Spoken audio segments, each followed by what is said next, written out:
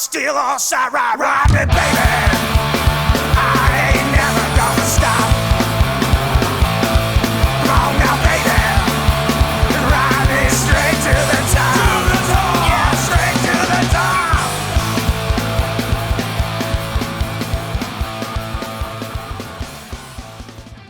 Down.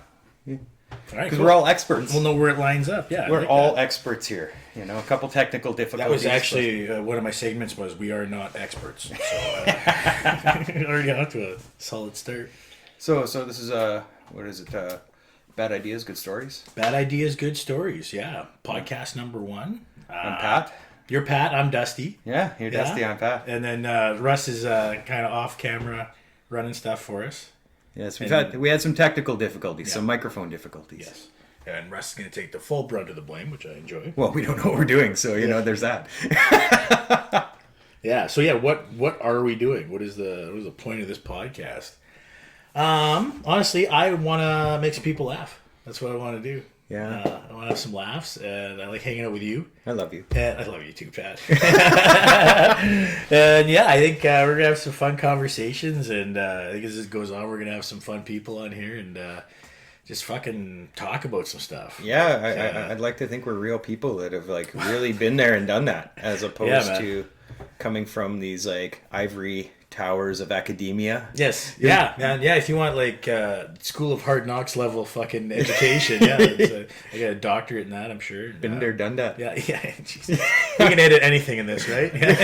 Well, that's just it. I'm really up in the air. Like I was sitting here thinking about what we're going to discuss and how we're going to discuss it and the language we're going to use and the topics of conversation we're going to have. Yeah. And I was really like, you know, how many enemies am I going to make with this? How many people am I going to offend? How many Yelp reviews am I going to end up getting? Yeah. You know, so. Well, I think like anything, as long as like our intention is clear that we're just here to have fun and like fucking talk about stuff that intrigues us. I like to piss people agenda. off. You know, I like to piss people off. We'll have to edit that as well. There is an agenda. It turns out. Yeah. Yeah. Piss people off. Yeah. Well. But yeah, bad ideas, good stories. I felt like that was a really good starting off place for us because I don't know, man. I got some stories, and almost every single one of them comes from a pretty piss poor idea to start out with. Yeah, when I started doing some memoirs, I was writing for a while. My coworker Jose, he pitched the idea that I should call the book. It seemed like a good idea at the time. Yeah, and I thought that was very, very apt.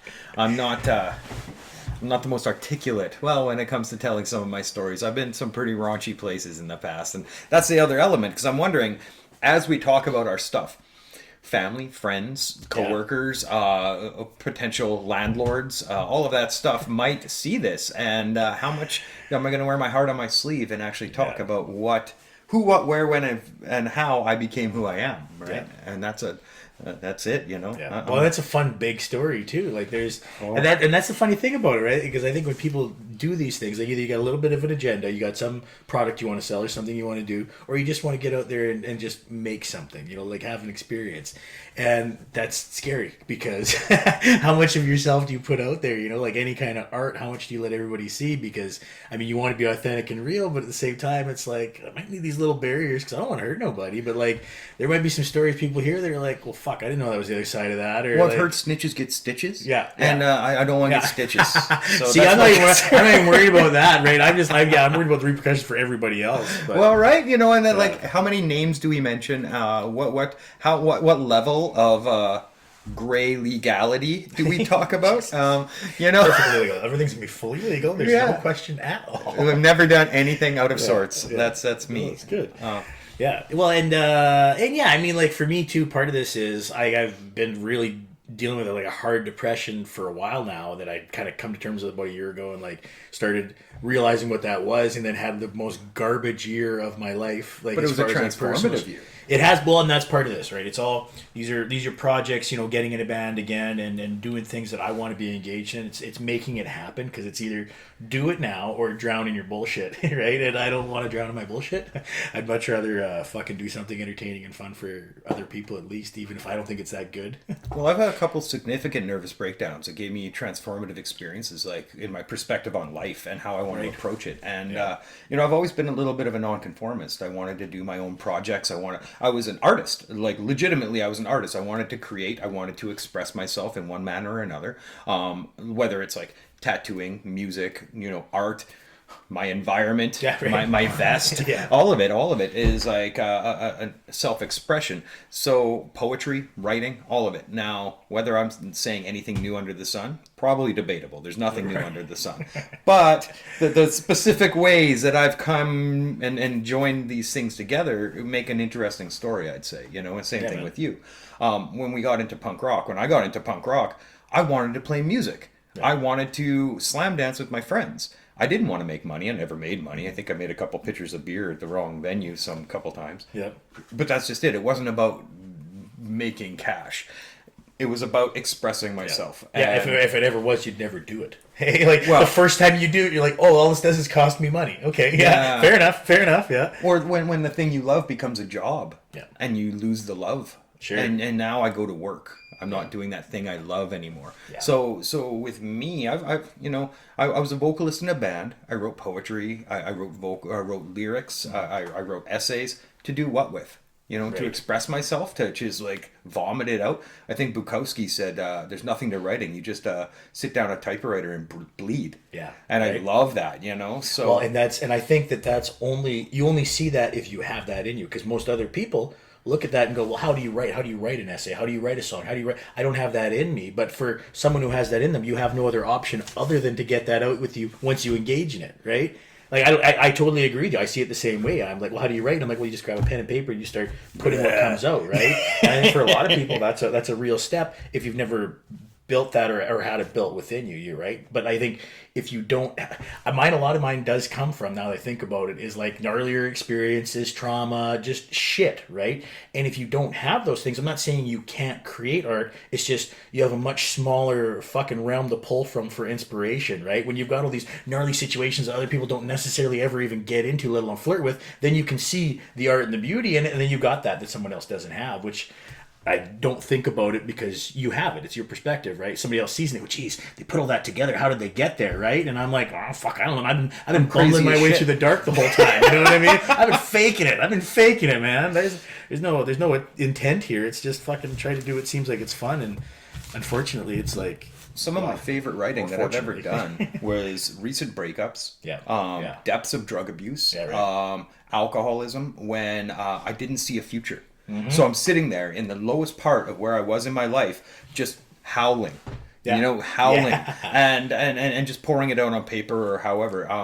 Luckily, I don't have to do that a whole lot anymore. But then again, what are my creative avenues? I tattoo for a living. I do some painting. Well, but to me, I think that's some of the work that you have to do. That like you did it. You screamed into the void. You got there and you did the thing, right? I And did all then, kinds and of then you realize the value of it or the lack of value in it. And now, if you're aware of it and conscious, you don't have to do that again. Or you do it and you do it in your own way, right? Or if you're not, you just keep doing that same fucking shit over and over again, and going, "This happened before. Have I felt this before?" Eternal recurrence Yeah, over and man. over and over again. Yeah, no, I can only say that because I've been in it repeatedly. Like I'm not. Again, anyone at home, this is not judgment. This is inner reflection being posted upon somebody else. This is not a how-to manual. Yeah, no Oh, shit. Lord. Actually, it was funny. My old man passed away last year, but him and my mom, they always had a thing. It was like this is the Berenstain Bears version of parenting. Like this is what you should not do. Now let this be a lesson to you. That was the little rhyme in there, hey. And I was like, yeah, it's pretty goddamn accurate. Well, I've gotten to work under people that showed me how I didn't want to run a business. Yes. You know what I mean? Yes. If you've only had positive employment experiences, how are you ever a good manager? You're like, well, I've never dealt with this. I'm just doing I've the never same dealt with thing. someone be a dickhead. Yeah, right. So yeah, absolutely. One of my concerns about parenting, because I've got a 13-year-old daughter now, is oh my God, what if she hears some of the things I have to say? Well, I've got a pretty good dialogue with her. I talk about sexuality. I talk about identity. I talk about our place in culture and economy, becoming an entrepreneur. But also, you're going to have to fit into society. So if she wants to hear some of these stories about the stuff that happened to me growing up, or the mistakes I made, or whatever, Yeah. more power to her. Really, like she can ask me an honest dialogue about anything that I talk about, and ideally, if I'm a good father, I should be able to explain who, what, where, when, and how I was at that time that led me to those decisions. Yeah. Well, and if you're being honest with yourself, yeah, right? It's hard to do that and then still maintain a storyline. You know what I mean? Like, well, I was doing. Well, here's the thing, though. How do I paint this in a rosier vision? You know what I mean? Like, you got to keep hard in mind. Yeah. Well, I was smoking a lot of speed at the time. That was actually another option for title of this. I was smoking a lot of speed at the time. No, and actually, what's funny is I was just thinking of like how other people's minds work, and I don't ever see it because I've never been that kind of person. I got to see someone who was like a friend of mine recently who was very much of a doormat, like when it came to women, and like was just with this weird kind of like I'd only seen on TV or in the movies level of kind of pathetic, and I'm kind of like, you know, and I'm not to judge. I'm just saying I've never understood that. You know what I mean? Fictional character. Yeah, man, that's what it seemed like to me. And then I'm like, oh no, that is how other people do see this, where they have to negotiate or navigate the whole conversation before they have it. They can't just phone and talk to someone and talk to them. They have to, well, what am I going to say? What am I going to do? And how am I going to? And it's like, but you're not trying to figure it out just to do it in the best way possible. You're trying to figure out how to navigate the situation. Now you're trying to figure out how to build a narrative so you look okay instead of just saying what it is you want to say, which has always been my thing and usually blows up in my face and I look like an asshole, but it's real. You know what I mean? Well, and I've never understood that. Well, I can't live like that. I don't know how you do. You know what I mean? When you're backing up lie on lie on lie on lie like that. Oh, if you're doing it like falsehoods and you're creating a persona. Well, you're trying to find the rosiest way to present this shit so that you don't look like quite the asshole, or it isn't quite that. When I'm just like, here's my purse, I'm gonna dump it out. Like, here's everything. Well, yeah, and it's rough and it's raw, I think, but it's also authentic. I can't hide in that, you know. Well, that's fear and vulnerability, and you're dealing with this. Like when I started talking to a therapist about some of the stuff that happened to me, I was in tears, and I'm like, oh my god, I have to let down these guards. You know what I mean? But how much I came to the conclusion, if I'm honest about who I really am, and people don't accept me for who I really am, do I even want them in my life? Because you don't accept me. Go away. Now, if I have to maintain a fraud in order to get your approval, I'm living a lie. So if people don't like, my history, go away. If you don't like my expression of my sexuality, go away. If you don't like my identity, my spiritual values, go away. Because I want to be around people that like me. I don't want to be around people that want to push me as a square peg into a round hole, or whatever the case may be. Right? Yeah, they don't want to be around you because it's part of their agenda. 100%, yeah. I would never expect my child, well, and this is parenting, right? Where a lot of people are just like forcing their children into this mold and pressing it down with like a vice power to create what they think should be the functional person in society. And they're fucking idiots themselves. Well, exactly. And they're the most unhappy barely people. Holding it together, barely having any idea what they're doing, but now I'm going to form this fucking kid. Unhappy individuals, they're getting divorced, having affairs, Xanaxed out, drinking wine, all that stuff, That's all of us, by the way. That's everybody. I'm working on it. I'm trying to get better, but yeah. Well, that's the thing. Like, I've come through, I've been more or less straight edge for a few years now. I stopped drinking when Autumn, my daughter, was born, and I've been involved. I think I'm one of the only people that's been consistently not into the party mode. I've done it. I've been there. I've done that. And every once in a while, some hiccup will happen, and then next thing you know, I'm right back in there and balls deep and crazy. But and so that's been a learning experience for me, is raw dogging reality. And coming to grips with my feelings, which for a long time I just put like there was Pat plus booze, Pat plus speed, Pat plus sexuality, Pat plus aggression and violence, Pat plus all this stuff. And the longer I was on my program, I just became Pat. No, then even when I had my nervous breakdowns, they wanted to toss me on these antidepressants and these mood stabilizers and all this stuff. I'm like, how about we just cut out everything and I find out who I actually am?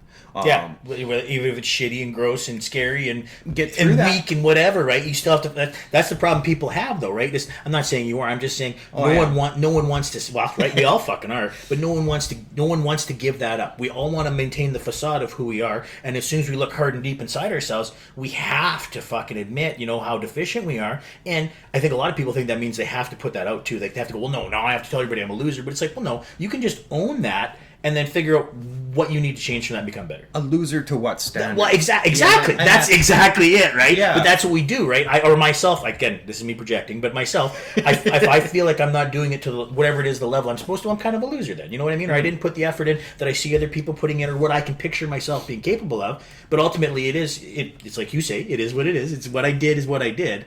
But I still feel deficient a lot of times. Well, there's that balance, right? Like, let's take the gym, for example. Like, I'll train my ass off, and I'm never going to look like Brad Pitt in Fight Club.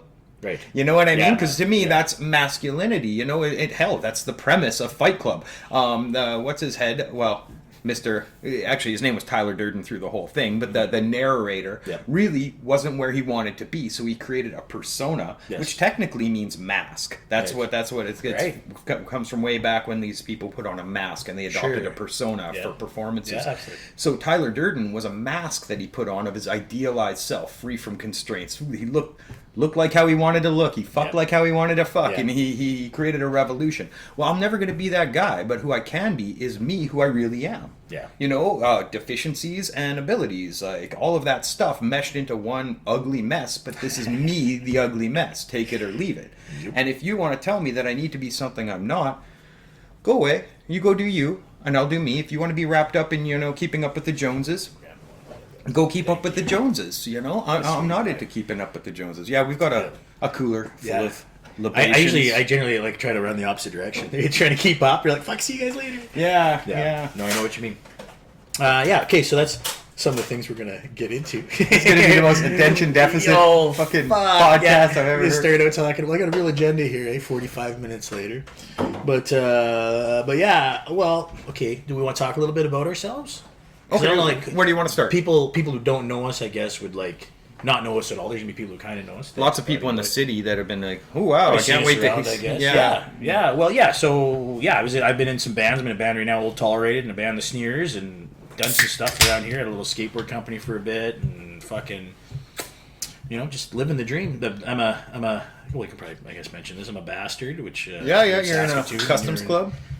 That's a thing, So yeah, I think we got a little interesting diversification of ideas that we've been into. That well, it's weird. I met you so I'm an old school punk rocker, I guess, is a start point. I was a skinhead back in the day, straight up. I was an angry young man that came up through the punk rock scene, and I started a business pretty early. I started tattooing because all my friends were tattooing each other.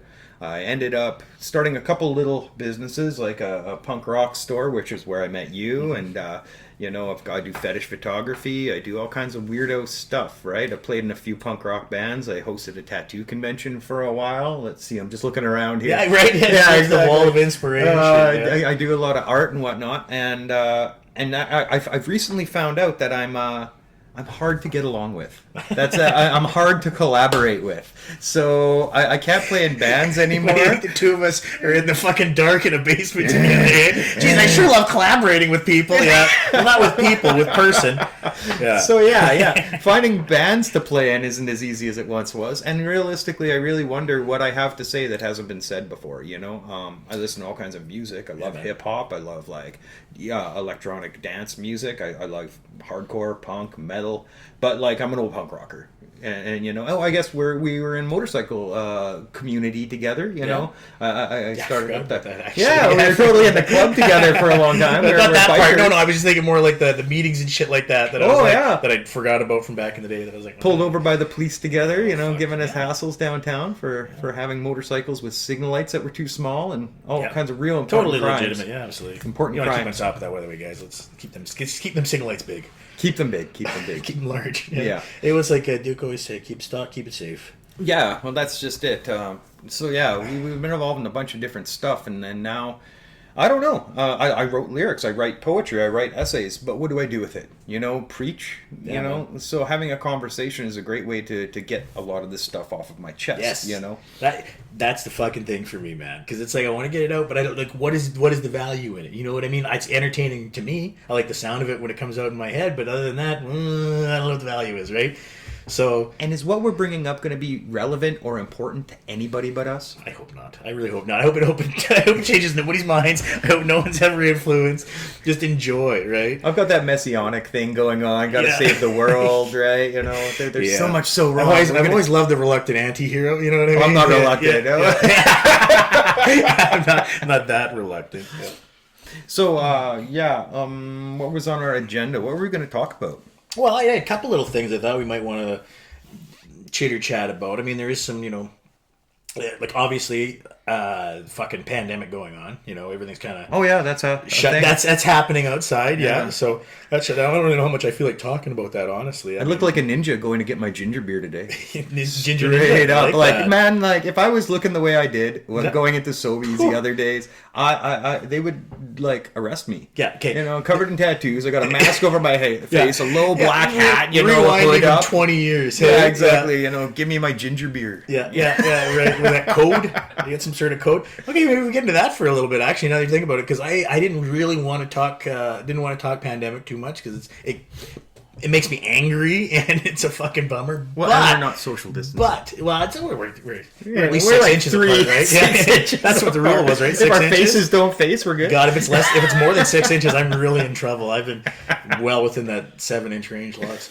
Actually, I kind of want to talk about that a little bit now, okay? Because this is something it trips me out probably once a week now. How much in the future we fucking live now? Like we are in 2020. I'm fucking watching kids hitting a vape pen while riding a hoverboard down the street. Like, it couldn't be more future. And at the same time, it's still the same garbage I remember from fucking when I was a kid. You know what I mean? New technology. It's all just on top of it. You know what I mean? And that's what kind of trips me out a little bit because I keep, you keep picturing, well, at least I keep picturing the future is like, it's an all-encompassing thing where it's like, no, everything's in the future. And it's like, no, some of us are fucking 20, 30 years in the future. Some of us are still living 20 years ago. Like, you go back to my hometown. Yeah. I'm just saying there's a few people there that still definitely think it's 1978. Oh, you know what I mean? Like, exactly. That's definitely the case. Well, Nothing wrong with that. I fully support the idea of living like it's some small town fucking, Albertas. They got robes in the back of there. It's like you're not local, are you? Yeah. No, I'm not local. You're not welcome around here. Don't be here after dark, boy. Yeah, that seems nice. Yeah, real welcoming. But pandemic.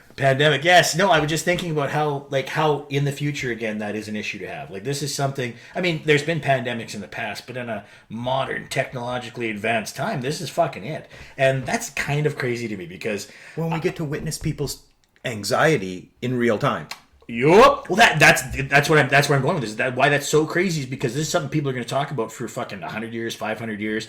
The current presidency, people are going to talk. Yep, because the shit that's going on is going to be like when you look back in the history books, you're going to be like, "What the fuck happened there for 4 years? Like, what was going on?" If there's history books, well, yeah, Thunderdome. I'm on board. In all honesty, I feel like I've been preparing for most of my life. Oh God! Like I know how to fuck with a carburetor. You know what I mean? I got a motor pool. You got martial arts buddies. Yeah, exactly. I'm ready. Well, you lived off grid for how long?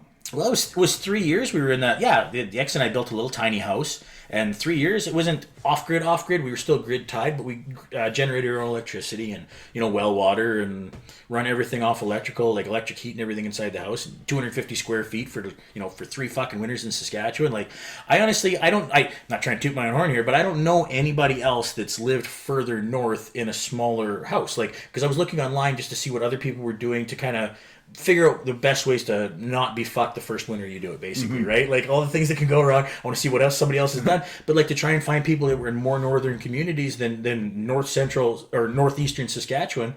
Not a lot, and nobody living in harsher climates. So, that being said, anybody out there who's wondering if you can do it, you can absolutely do it. I'm not saying Saskatchewan's I'm not saying you can stay married and do it. I mean, I'm just again, that's just me. It might cause problems. That wasn't the problem. The tiny house wasn't the issue.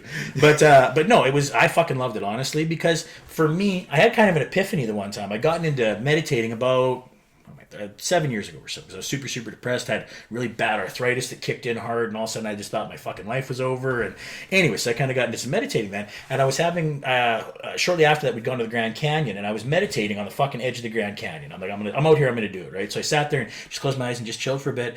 And I remember thinking as I was sitting there, every time I closed my eyes, it was like being on my rug at home in front of my TV. Like it was the same thing. I still wherever you are, there you are. fucking exactly, man. And everything else is perception. You know what I mean? Like even the color of the rock might not have been right just because of how the distance and the haziness or whatever. So my memory of it isn't even totally correct. And I was there. I was as in the moment as I could be, and that wasn't necessarily real because if I compare it with somebody else's experience, they could have had a different one. So when I had that, all of a sudden I was just like, well, fuck, if I can be on the edge of the Grand Canyon or I can be sitting in my living room and have the exact same kind of experience and realize what I am, it's like, well, fuck, I don't know anything. I don't know anything. It's all just icing on the same cake. Yes. Man. You're just walking around and experiencing different versions of you perceiving things, right? Like, I think that's a very important deal. You can, wherever you are, there you are. Yes. I think that's a huge deal that people take for granted.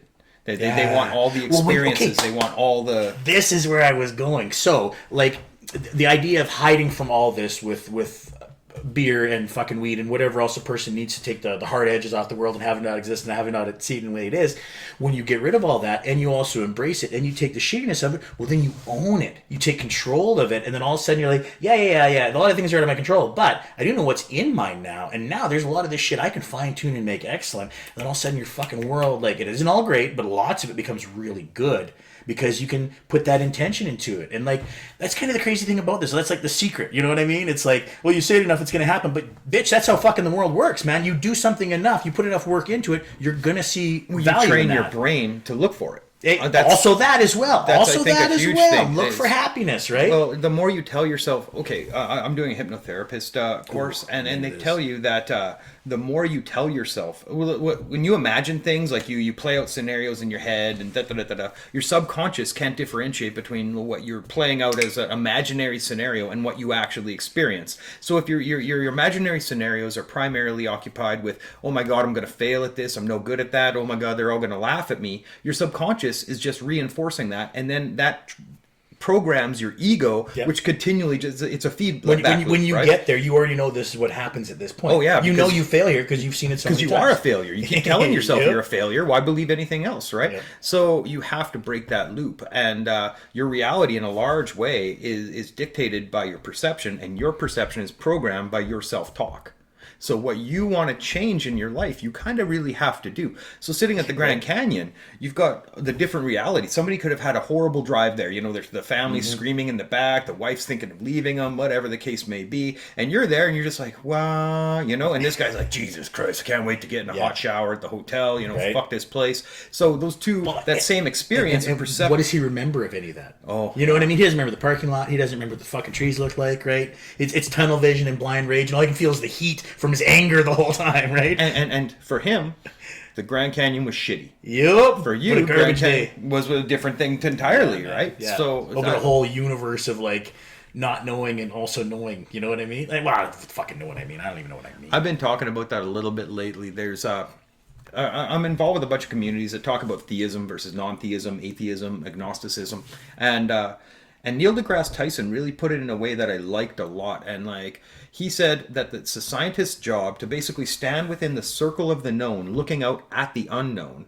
and wondering in awe and reverence if we will ever get there. And if we will ever unravel it. A scientist doesn't sit here and say, I've got it all cased. I know everything. These are the things I know, and now here's the 9 things I'm going to do to reinforce the thing I know. Yeah, confirmation bias. What don't I know? Yes. So, also, by the way, Neil deGrasse Tyson, we're going to have him on, I think. Third guest? Neil deGrasse We're in the works. We're working it out with his agent. Right. He's tough guy to get a hold of. Yeah, I know, right? Yeah. I think we should get Tekashi 6ix9ine. You know, he just put out a new song. Well, let's do it through it, because we were already talking Mike Tyson, bare knuckle. So let's get Mike Tyson. Let's get Neil deGrasse Tyson, because I think they're actually related, believe it or not. Okay. Don't believe it, they're not related. Can you fucking imagine, though? Wouldn't that be amazing? That's my cousin. I love it. Jesus. That's my racism showing a little bit there. That's all right. You know, 2 black guys with the same last name, they must be related. Well, you know, all the white people look alike to me. So, anyways, They all smell the same, honestly. yeah. Axe body spray. Everybody smells like fucking laundry soap. Every time I go to somebody's house, I always smell their fucking fabric softener. Like I'm like, that's what a white house smells like. It's like the different type of laundry soap. I don't know any other houses. I was raised white. I'll tell you, yeah, tiny town. But yeah. So perception is like basically programmed by ourselves, and we stand with like, and that's just it. As like, I consider myself an agnostic. I don't know. That's all I know is that I don't know nothing. Like Operation Ivy, right? Yes. All I know is that I don't know nothing. But it's one of my favorite songs, and it's super super valid. And I think we stand within what we can prove as science-minded individuals, but we can't say that what we don't understand doesn't exist. You know, as a perception, reality, our consciousness. These things are valid topics of discussion, and to just write it all off as phooey, crystal rubbing, new age mumbo jumbo, I think is doing it a disservice, right? So there's a lot of stuff that I think we could discuss when it comes. Well, to and I feel like a lot of that, like there is proof is in the pudding, anecdotal shit you can talk about, and science. Like I mean, when you're talking Wim Hof.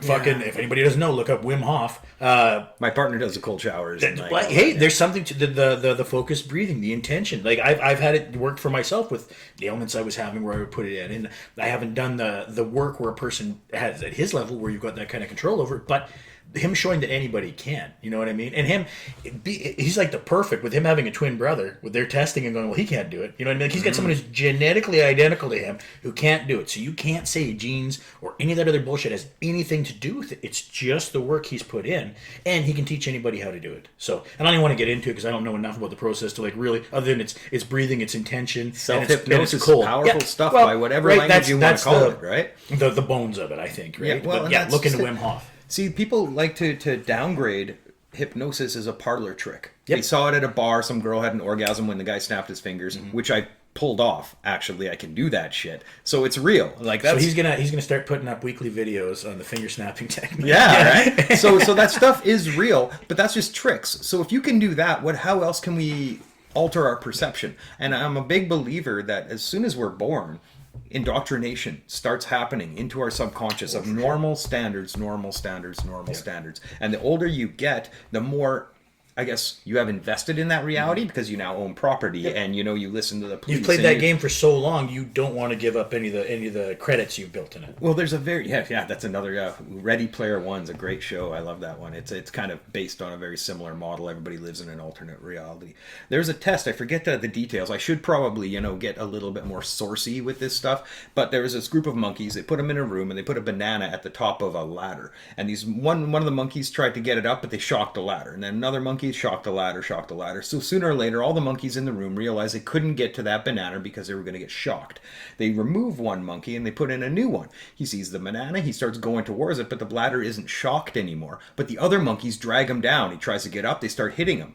So the one monkey realizes he shouldn't go up the ladder to get to the banana. So slowly they keep removing the monkeys that ever got shocked for doing it, and they replace it with a whole group of monkeys that are just beating on each other if they ever try to get to that banana, because you're not supposed to do it. They don't know why anymore. There's no more shock on. If any of them decided to go get the banana, they would get the banana, but the cultural conditioning of that little group stop them from striving for anything more. Yeah. And I think that's a very apt metaphor for the society. I couldn't fucking agree more. I think, honestly, as you were saying that, I was just picturing cavemen developing social rules so they could survive. Don't smash my head with a rock. I won't smash yours. We're all going to share this fucking gazelle. And then getting to a point where eventually it's like, okay, well, we've already made sure we're working these systems for protection and survival. We don't need it so much anymore because we have technology. We live in family groups. We do all that shit. But now we're amassing wealth, whether it's food, whether it's resources of some sort, and now we can control that by keeping this going and telling them it's still for the same reasons, even though it's not really anymore. It's more about just maintaining the hierarchy so those that are born into it can keep that fucking position. Oh, position of power and profit. It's exactly the same stuff, right? It's just you have to, like you said, generationally. You can't do it right from the start because no one go along with it, but you convince them over generations this is what you fucking do, well then this is what you do. And I think that's very apt for any kind of fucking, my parents were an alcoholic, so I am kind of minded. Oh, You know what I mean? Like, and not to say that that doesn't make it more difficult because you're already exposed to it, but you get generations of that going along. Like, it's really fucking tough to break that because you've been told. programmed. You don't have to you've take seen it being socially responsibility. socially acceptable for people to be like that too. You go to a different family group where it's like just even drinking a bottle of whiskey in a day all of a sudden isn't something everybody does. You kind of go, oh, really? What? Like, everybody else doesn't know how to pour drinks? You know? There's two ways of looking at it. Either these people over here that don't do this thing are fucked up, or the people that are doing it are better or worse than you. You know what I mean? Like, you could take it as a learning experience, as like, oh, this is how they do it over here. Yes. Or, oh my God, it always becomes an us or them, right? Yeah, it always becomes a barrier. Yeah. Which is weird, because like, we I don't know, we're getting deep here, and this is shit I don't know anything about, but I just think it's funny that people get like that, because we are kind of made to bunch up and group together, but then we want to split those little groups up into smaller groups all the time. Ego's a funny thing. It's fucked. Yeah. Right? So, back to COVID, because you didn't want to talk about it.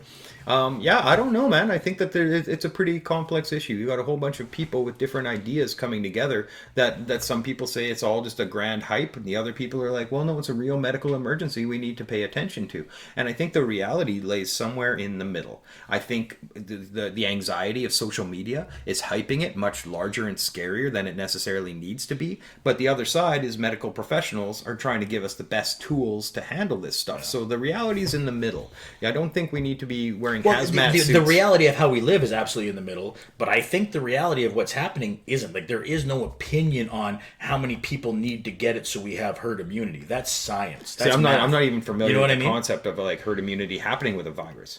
Well, that's what's been said, is that at least 60-70% of a population needs to have something so you can develop a herd immunity to, again, I'm no fucking specialist. We're no experts. But we are no experts. But that makes sense to me. You know what I mean? Like, that you need to have something within it to have it go, but you can't do it all at once, because then you know, like the Spanish flu, where it happens all at once, everybody gets way too sick, and then you don't have the means to deal with that. When it happens gradually over time, you do have the means to deal with it, and you can't. So then the rest of that's the balance of a bunch of shit like the economy, which has nothing to do with how a virus works, because it doesn't give a fuck. It's going to do it at once. But the virus has something to do with how the economy works. Exactly. Right? So that's a scary thing for us right now, because it's fully independent of us, and we're fucking at the whim of it, and we keep acting like our opinions on how long it's going to take or whether or not we're going to get it really matters, when it's not. It's the science. It's like, how far can a fucking virus transmit through the air? How long can it stay on the surface? How long can we go where we stretch this up? That's it. That's all I see in this. And so for me, I'm like, I don't know. I'm not in any big rush for fucking it to go back to normal, because I don't think it'll ever be back to normal. Well, and that's again why I'm talking about this being in the future, because that's the other angle of this. We're seeing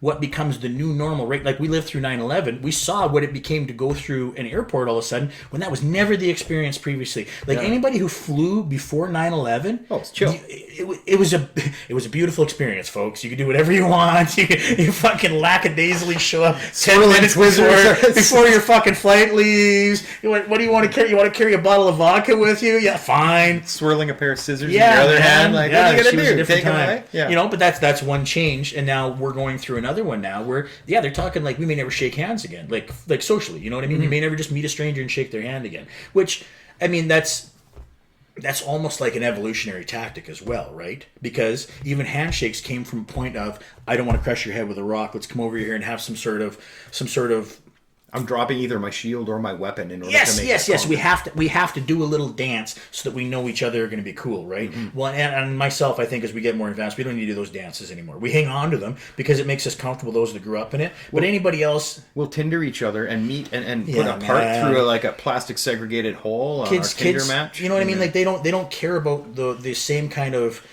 acts of pride and honor and blah blah blah that like even our parents would have tried to put into us, or their parents did, when you're having a conversation of, you always shake a man's hand and you look him right in the eye and you say yes sir, no sir. And I mean, I appreciate that and I value it, but you don't need it to exist. You only need that if the guy whose hand you're trying to shake is going to decide, you know what, you didn't look me in the eye. It's a dominance game. Exactly, right? It's all about submission and control. Yeah. And I don't think we need that to exist, because we're not fucking monkeys anymore. We don't just have to smash each other's fucking heads in for no reason. We're moving into an era of communication. Yep. And I think this is like the internet is a perfect example. Well, and I think it's the opposite of what we thought communicating was previously, because previously communication was what we're doing, having a conversation, getting it out there. I think communication now is going to be contact. It's going to be short. It's going to be abbreviated, like how we're moving towards emotes and we're moving towards LOLs instead of typing it, all that kind of stuff. That's the whole point, because you just need to get the fucking point of what you're trying to say across. You don't need all the pomp and circumstance around a sentence. Microphone. You know what I mean? I don't have to say, pass me the microphone, please. I say microphone, and the only reason we don't need that is because you'd be offended. You go, why don't you just say, please pass me the microphone? Well, because I don't have to worry about offending you, because you're not going to smash my head in, because we're not monkeys. So is that a good or a bad thing? I think there's no good and bad. I think that's evolutionary for our actions. I think that's evolutionary. Because again, I think a lot of the pleasantries in language exist because of these weird primal kind of exactly, like rituals. Issues that if you're an enlightened person, you don't have to worry about. You don't have to worry about violence, because again, this is how I'm gonna level with everybody real quick. This is how I was raised. I was told this as a child. If you're gonna have a conversation, be prepared for it to turn into an argument, and an argument can turn into a fight, and a fight can turn into the death. So if you're not ready to be in a fist fight over the conversation you're gonna have, show manners and be prepared to just disengage. You know what I mean? Like if it's not worth it to you to get into a conversation or an argument, well then it's not worth it to you to get into a fight. But if it is worth for you to do those things, then you should be ready to go to the mat and get into a fight about it. There's an entire generation that's never been punched in the face.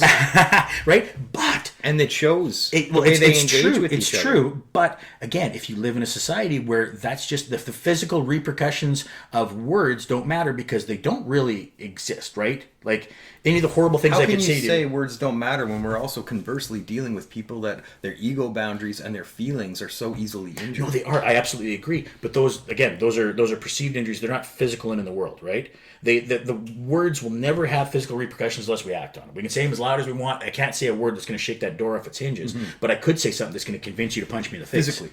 That's what I'm saying. Now, what about emotionally or psychologically? Interesting. Yes, right. Because that's the way we're moving, well, and that's enlightenment issues. That's us being babies, not knowing how to deal with it. Physical, psychological, emotional, and a spiritual sections to the human animal, right? Okay. Now, I don't have physical injuries now, but I could suffer psychological injuries. I could suffer emotional injuries, and those things compounded could lead a person to go self-harm, exactly, to do worse. And that's the issue, right? It's when those things become manifested in the real world, so they can stay being your emotional issues, and then you deal with them in the emotional way. You go on, if we want to talk Native American, a spirit quest. You go to a sweat lodge. You do those things. Where in the physical world, it doesn't really do damage to anything else, but it's going to do a lot of fucking damage to your demons. You think right? you die? Yeah, exactly. It's going to take you to that peyote. You know what I mean? Anybody who's done psychedelics, I don't know. They knows where we're going at here.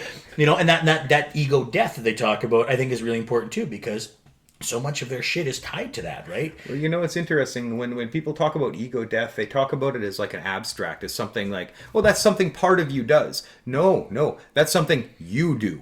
That's something that happens to you. Everything is ego. The T-shirt you picked to wear this today is ego. Everything. Me is ego. Everything when I'm in my head saying, I like this, I don't like that, I'm going to work on my ego. That's all ego. It's ego. So an ego death is literally experiencing fear for your very existence. And when you go through that ego process, it's not beautiful. It's not this like nice gradual like shedding of things. Well, especially if you in like the spiritual world, left hand path and right hand path. The right hand path is slowly refining your morality and becoming more generous and becoming more kind and compassionate, and then slowly your ego is shed away, like like a husk, from something that a snake shedding its skin. Sure. Then you gradually wiggle your way out. Yeah, and it's like all beautiful and gradual. Nice. It's like they call it the stairway to heaven. Mm-hmm. Left-hand path is called the highway to hell, or highway through hell, in that you smash that ego. You do whatever little exercises you can do to confront whatever you fear. And like you do, like in the Agori tribes in India, they live in the charnel grounds where they burn the corpses, and they do rituals, and they lay on corpses, and they go where they think there's ghosts and like demons and all of this stuff, because they're scaring the shit out of themselves to the point where they think they're going to die, and they transform through an ego death process. That's considered a left-hand path. So you know what's interesting about Heavy that? hero dosing on psychedelics. Well, no, I was going to Is say that left-hand? that sounds like the quest for DMT. Also, Oh, yeah. you know what I mean. That the idea that during well, it's not even an idea; it's been proven that during near death experiences, our pineal glands do fire up. We do release some DMT. So that's interesting you say that, because them getting in that realm of death and putting themselves right there, maybe it is triggering a physical thing inside them that releases this chemical that lets them get there, which is the same thing that it happens every time I've rolled a vehicle or I've gotten in a really gnarly situation. I have these moments of clarity where everything slows down and that's all you can see, it's right? like, okay. Mm-hmm. Yep, and I don't know for a You're fact outside of that's a yourself? little trickle of DMT, but I mean that's what the experience seems to be like. You know what I mean? Well, my nervous breakdowns was like a psychedelic trip for a month and a half the first time, and like 3 weeks, maybe 4 weeks the second time, and they were significant, like very metaphorical. Everything. I'd like to say it was almost like a dream state, but my dreaming reality was in my waking conscious. So everything had deep symbolism. Everything had these weird kind of, very much like a psychedelic trip. Right? Because that sounds like a little bit of a psychosis, where it's you start to see symbols in everything. Yes, you start 100%. to see this animal, and I don't disagree with that, honestly. Like I myself, I started. This is gonna sound ridiculous, but like I've started feeling there's a bit of a more of a connectivity with animals. I don't have that much of that being in the city now, but like when I'm out in the country and I see animals in the wild, or I see something that's out of the ordinary, I'll try to just stop and just take it in, just see what it is. And a lot of times I'll even, quickly get on the phone and go online and just see, like, what does this mean? If a spirit animal comes across your path, what are they trying to tell you, And it's fuck, man, because I'll be, it's. What does it mean that's just it. I think it's like reading a dream journal. What does this dream mean? Well, what is it? What do you do? How do you that's feel? It. You have to interpret it, and I find a lot of times, and I mean this thing, it could be like reading fortune cookies. You know what I mean? You get what you're going to get out of it. But for myself, I find a lot of times I see a coyote crossing my path, and I'm having this real thought, this real deep. I'm driving, because when I'm driving that happens a lot. Really working through it, and then I'll see a coyote, and it's out in the middle of a field, and it's daytime, and no one else is around, and it's just me and him, and I'm like, that's odd. You know what I mean? So I'll have a little look just to see what that says. And if it's something that kind of clicks with what I was thinking about, beautiful. And if not, whatever. But being open to that has let me see a lot more rhythm to these things. You know what I mean? Now everything doesn't seem so fucking accidental and out of control. I start to feel like there's an ebb and flow to it. And I mean, if this is a big fucking game, then why wouldn't there be? Well, good, bad, or ugly, we're part of it. Yes. And there's a beginning and there's an end, and those are inevitable parts, right? So for what it's worth, we're part of a process. We can either choose to enjoy the process and look at it as a grand poetic kind of happening, or we can and play. Like right now, us doing this is part of my play. Being in bands is part of the play. I can play with life, or I can take it seriously and do all the things I'm supposed to do to maintain the status quo, right? Well, that status quo was all based on control, and enjoying the play as an organic happening, I think, is a little more freeing. And I think that's important for individuals. And it's the only time I feel like the energy I have is put into something where it's appropriate. I feel like a lot of times I have energy that is very inappropriate for the area I'm in. I shouldn't be that angry. I shouldn't be that loud. I shouldn't be whatever that thing is in that environment. But these environments of play, like you say, like when I'm doing martial arts, when I'm with the band, when I'm on my snowboard, that's all you fucking do is be as gnarly and nasty and fast and big and powerful as you want.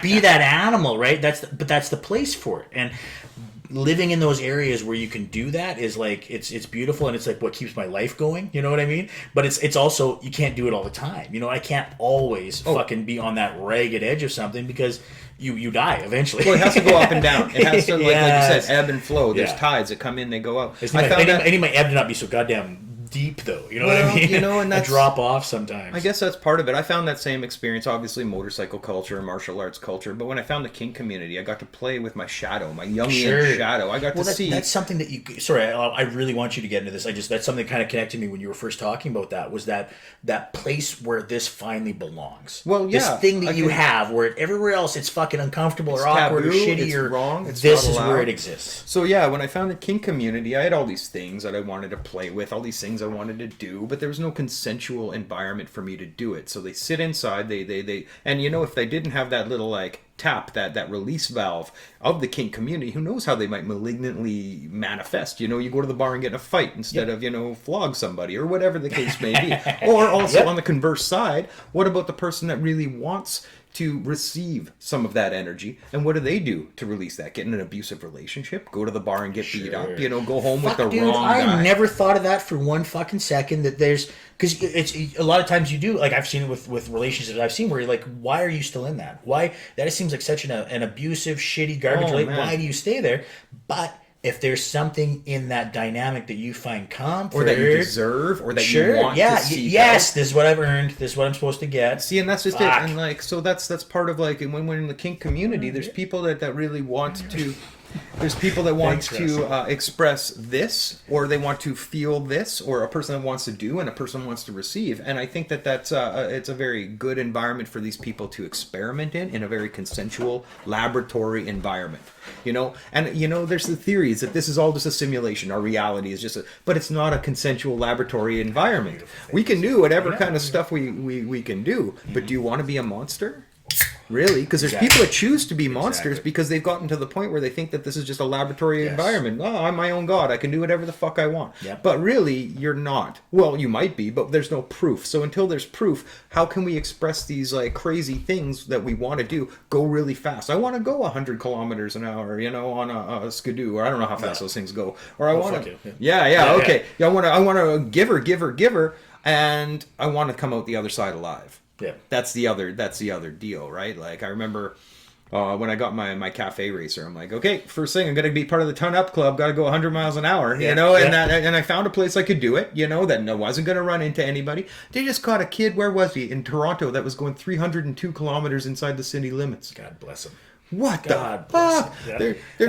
That's a whole nother level. That's like you know who does that? Kids. You know what I mean? Where you're going to live forever. Fucking right. You can't be in one car accident or one major life experience and then be like, 300 kilometers an hour sounds fine. You know what I mean? Right. I'm going to do that. No, like either you exist in that world or like you fucking never do it because you've never had repercussions. There's this tattooer, his name's Adam Sky, and this interview he did, I loved it because he'd been in some crazy environments too. He said, everybody's a fucking rebel until they run into a bigger rebel.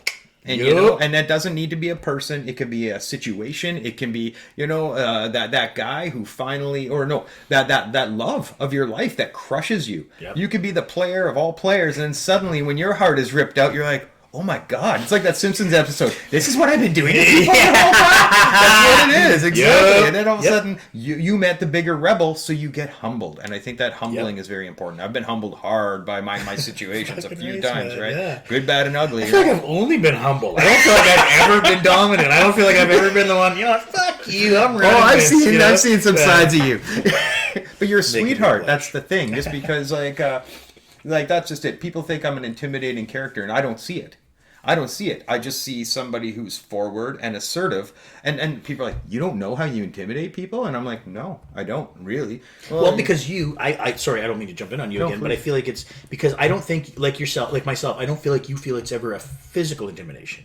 You don't ever feel like you're like, well, no, because you know what that is. You know what it is when you want to physically intimidate somebody, and you're never doing that in a conversation, but they feel that. Because like even me doing this right now with my hand would make a lot of other people uncomfortable. They go, you start doing like chop talk. Yeah, man. And I'm thinking like, bitch, I haven't knocked anything over yet. Like, I haven't flipped a single table. What are you talking about? I haven't thrown anything. I haven't put a hole through the drywall, piss through the drywall. Nobody a cunt yet. We can edit that out, right? I think we should just like publicize it in Australia. There you go. Yeah, a place where it's socially acceptable. Yeah. Headbutts and cunts. Again, no ill intent, just love. Yeah, peace, love, and granola. Love for the cunt. That's yeah, right? What? Stop saying it. It just keeps coming out. Stop saying it. I went to a tattoo convention in Calgary, and the lady that was running the show, she's like, I just don't trust any woman that won't say cunt. Yeah. And I'm like, fucking A, good for you, because, I think there's this disconnect. And we were talking about language earlier, about language and feelings and stuff. I think that some language has been co-opted by this colonial proper structure. This is proper language. This is proper how we fit into society. My girl and I, we've been watching Mad Men. Yeah. And it's a slice of a time and space when proper appearances were more important than whatever a degenerate scumbag you were in real life. Well, and it was for such a short fucking period of time, too. I think a lot of people forget. They think that's the nuclear family. That's what everybody was aiming for. That's what they want great again. It's like, no, for like 8 years that existed. The end. And almost no one lived that. Yeah, you know what I guess, mean? I guess. The admin in New York City, okay. New York City, the end. That's it. No fucking other place in the country was that shit being lived like that. Well, there was a generation. There was, I think, a generation with the baby boomers. Literally, Yeah. they came home from the war, they made a whole bunch, and then all of a sudden, boom, this is the reality we want. I always wonder about that when I hear this. Let's make America great again. Which exact America is the great one? Like, which version of America is the one that we want to get back? First question anybody who isn't as deep in that wonders. You know what I mean? Like, where was the greatness? Which was a good one? The war who? guy? Yeah, great for who? And that was for who? It's white male. That's straight white male. That's what I'm talking about. I got some buddies, and like one of them's, I won't necessarily say he's of advanced age, but he's older than me, and he pointed out that at one time in like that a lot of gay men's spaces, they're having a hard time maintaining them as being gay men's spaces, right? And he's like, but you have to remember, like, there was a time in the 60s, the worst thing you could be was the man who was a bachelor living on a street, who didn't have a wife and a family. What kind of monster are you? Sure. Why are you hiding in your basement? Were you going to touch my kids? Yeah, exactly. Yeah. What kind of monster are you? Yeah. So they had to go into loveless marriages to keep up opinions. Fuck yeah. So when times changed and finally they could come out of the closet and say, this is who I really am, fuck you. I want a man's space. I want to be around men. I don't want to have to be co-opted by other people, because so much of my life was being co-opted for a long time. But now the social dynamic of the 20s, the roaring 20s has changed that, where now you're oppressive if you want your exclusive space, because you're a man and you're so. Absolutely. Well, and I understand that to some degree, because if everybody else has been excluded as well, you're like, hey, we're all in the same boat. How come you're excluding me now? I get that to some degree, but I also understand the voice that has never been fucking heard. Never had it. That's it. Drives me a little bit nuts about the fucking, I don't know why gays need a parade. I don't know why, where's the straight white? Because fuck, buddy, that's all we've had for our entire existence is that. Our entire lives have been a parade. All we've ever had is power and control. The last 200 years have been the straight white guy parade. Fucking right. That's the whole point. And now people who have never had that can finally have a voice. It isn't like the numbers have expanded dramatically and it's a disproportionate whatever. It's just they can finally fucking talk out loud. And now it sounds like it's filling the room because it's voices who have never been heard. But what's very interesting about this whole dynamic, because it's so easy to pigeonhole the cis white straight man as being the terrorist of the new era. The straight white the straight white cis man in a lot of ways is a victim of the same cultural conditioning that victimized all of us. We're also victims of the patriarchy. I won't call myself straight. I'm kind of more in the flexible kind of gray area. But like the straight white cis man is what he is because he's a victim of the same cultural conditioning that fucked it up for everybody. So they are the same victims. So teaching the average man that emotions aren't bad, that communication isn't bad, vulnerability isn't bad, being present and telling your friends that you love them isn't bad. You aren't, or hell, opening up your sexuality isn't bad. It's not going to kill you. It's Well, and I think a lot of those they destroy the toxic parts of you. Ego. As soon as you embrace them, it takes out the garbage parts of you. Lets you be a better person, not a man, a better fucking person. Like, human. Something that just drives me nuts because the concept that we are hard done upon, you know what I mean? When we were supposed to be the tough guys, weren't we supposed to be the one that were supposed to carry the load for other people? I was damaged by that myth. I was so damaged by what I was supposed to be as a man. Yep. And I'm scary and I'm intimidating and I do this when I get intense in talking because I've been trained. This is how you handle when things get emotional. You get big, you get large, you get you get confrontational. My tone, I hear it in my tone when I listen to myself and I'm like, oh my God, I've just got that sharp asshole just like waiting at the edge to fucking crack on somebody. And it's a process of change. It's a process of working on myself. Wow. And for you, I'm sure, like myself, that's me being better than what I saw. Trying to be. Exactly. I'm holding back. I'm going like that's nothing. Like I know how to terribly handle the situation. I'm gonna do it okay. I'm pretty adept at that one. Yeah, I've seen terrible lots. I'm gonna do okay. Well, and that's kind of very interesting when people call me oppressive or they think that I'm a throwback to a previous time, like I'm some caveman Luddite carrying a hammer, And I'm like, you don't even know where we grew up. You don't know the environment that I came up in. You don't know what it's like. And if you know me compared to me 10 years ago, compared to 5 years ago, compared to 15 or 20 years ago, like I'm 45 now. If you met me when I was 25, I was a different animal. I was a different animal. And we should be. Well, right? We should be. Well, that's the whole fucking point. Who should stay the same, right? Yeah. You nailed it. 14, you nailed it. You're done. Don't change. Well, what the fuck? The social discourse right now is being basically written by people straight out of college. They have a high level of education and a low level of like social experience. That's always been the case, though. Has it? I feel like that's exactly that old boys club is called an old boys club for a reason. They had control, though. You know what I mean? That's not change. I guess they're taking the chains of control. That's it, right? And I feel like the young have always done that, and until they eventually become broken, become part of the system. You know what I mean? And it's easier to have that fire. Abby Hoffman, don't trust anybody over 30. The first time you hear anything, you know what I mean? You're inspired by it. The first time you hear something that's out of the paradigm of what you grew up in, you go, "Oh fuck, that's an existence. That's how people live." And then you become engaged with it, and you become excited. Then you give that 20 years, and you learn the negative aspects of whatever that was too. And you go, "Well, there's a reason I don't live entirely like that because these are all garbage parts of that, right?" Mm-hmm. And then it kind of takes some of the fire, which I get. But you fucking need that. You need to have young people constantly keeping everybody else in check, going like, that ain't right. And you can argue, well, you don't know the world, you don't know how to pay bills, you know, whatever. It doesn't matter. Then fucking deal with it. You know what I mean? Then hear what they have to say and then figure out how to fix it because we're the bigger men. We're the tough guys. What is it? It's like eventually, protest. There's a Japanese proverb that says the man who isn't or the person who isn't a rebel at 18 has no spirit, and the person that's still a rebel at 30 has no sense. And so get with the fucking program. That's a little too close to home. And it's really interesting where, I really wonder about it. How do they feel about 40? Yeah, right? I know, 40s. I have no sense. I'm a dreamer, and that's just it. You know, I need to hire an accountant to pay all my bills, right? Oh, my God. So that's basically it. I'm a creative individual, and that's, it's funny.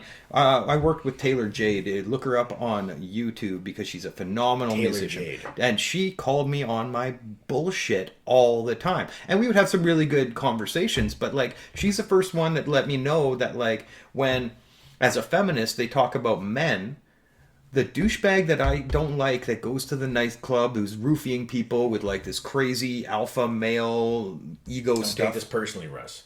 Yeah. We're talking about you, Russ.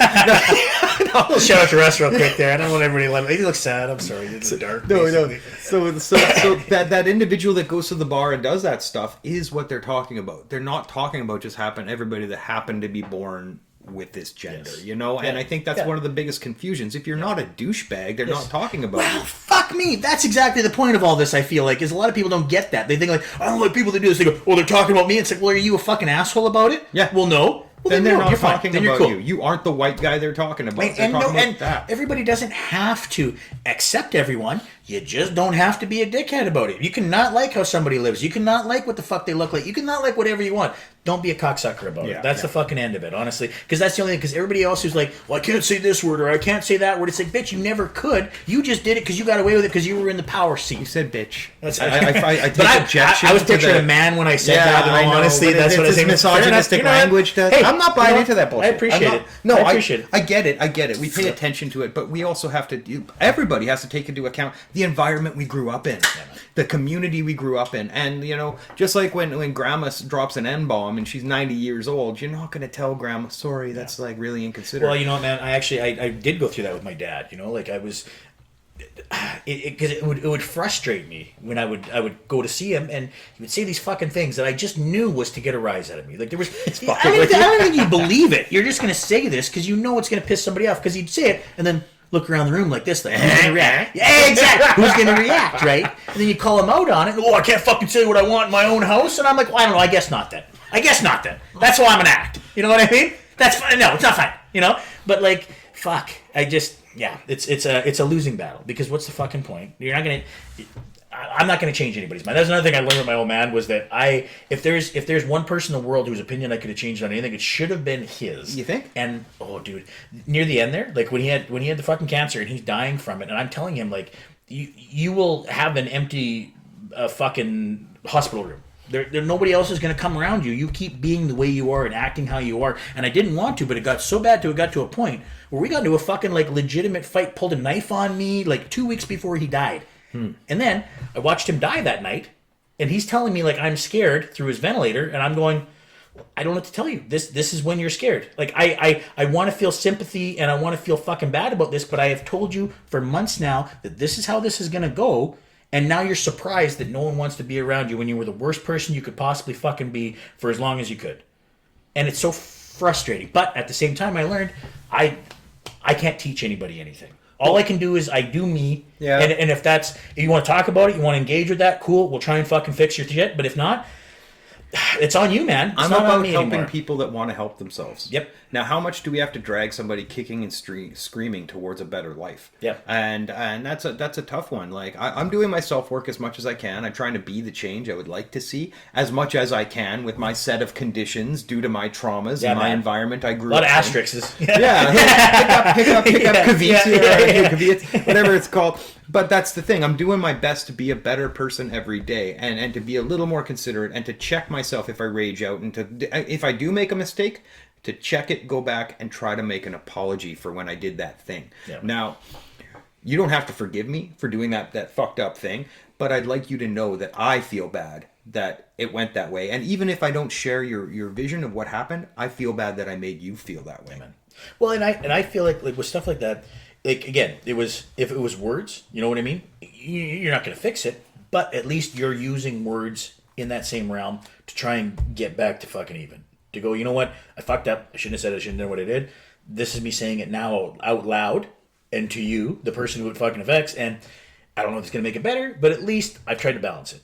And I think that's really hard for a lot of people to even see it like that, because a lot of times that's giving up something too. That's like, well, I'm saying I'm wrong. And it's like, I'm losing a battle. I'm Yes, losing my position of dominance in right. this struggle against somebody, as opposed to us being in the same place at the same time, connecting and communicating. wow. And it's usually not people you even want to win a struggle with. It's your significant other. It's your friends. It's fucking people you give a shit about.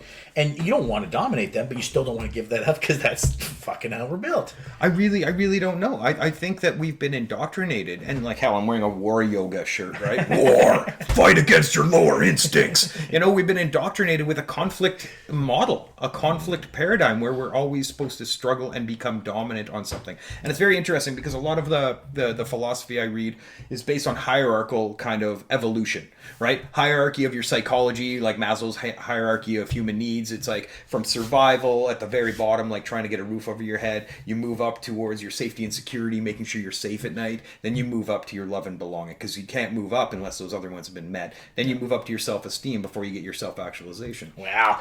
I'm sorry. That should be on every street corner so people understand what the problem with homelessness is. Well, a little bit. You know what I mean? Like people are like, well, who's get a job, bitch? If you again, so I'm picturing a man when I say bitch every single time. I'm picturing a man.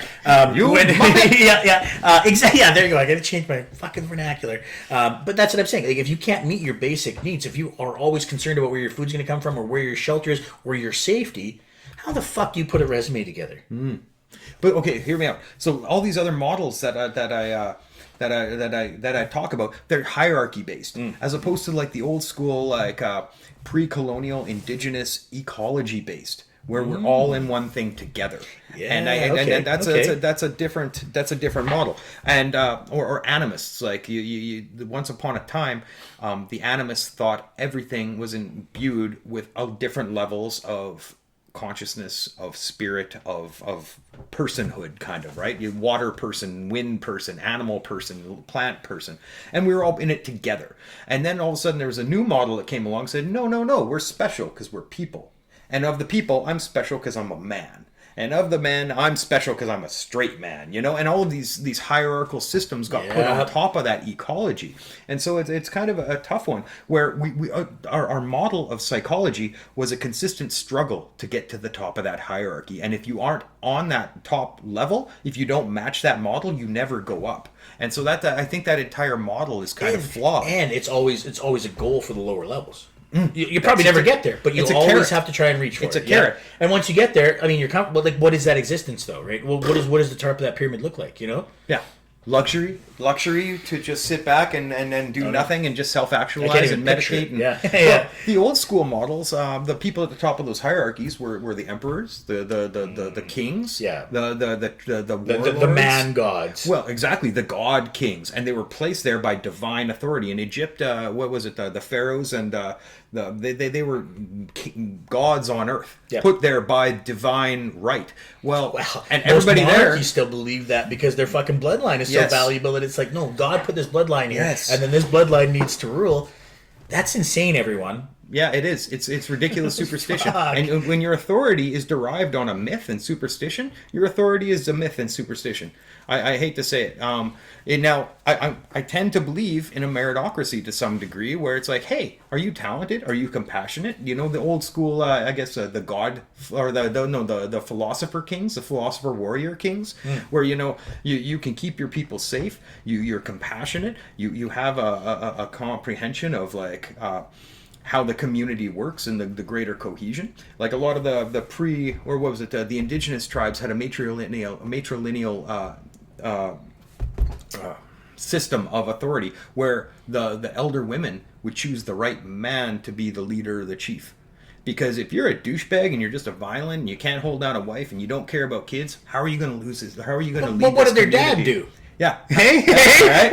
what did your dad do though? Yeah, fuck, exactly. Because that's the system we have now, right? Oh, yeah. You know what I mean? Like, Well, what school are you going to get into? Well, what school did your dad go to? You know, like, Oh, yeah. No, I fucking totally agree. Well, and I'd heard also that during those times, they would abdicate power to a man if it was a time of war, and that's what you needed, was a masculine, hard energy to deal with it. Stoic. Exactly. You said, okay, you're going to deal with it now. Now we're not in a time of war. Now we're going to revert back to a time where we need to grow, we need to nurture, we need to fucking make a society, and you don't need someone who's ready to smash everything all the time doing that shit. Or to somebody who, for a very short period of time, is able to compartmentalize their emotional connectivity to other living beings in order to do what's necessary. Whether it's a hunting or a war tribe, you know, you need to bring that monster side out. But that is not how you run a nation. It's not how you run. It's not how you raise children. It's not how you educate anyone. It's not how you look after someone's water supply. Yes, you know? exactly. Like, It's like, ah, fuck you. You need that when you need it. But again, if we're empathy- getting to a point where eventually we're not monkeys just trying to kill each other over fucking land, like,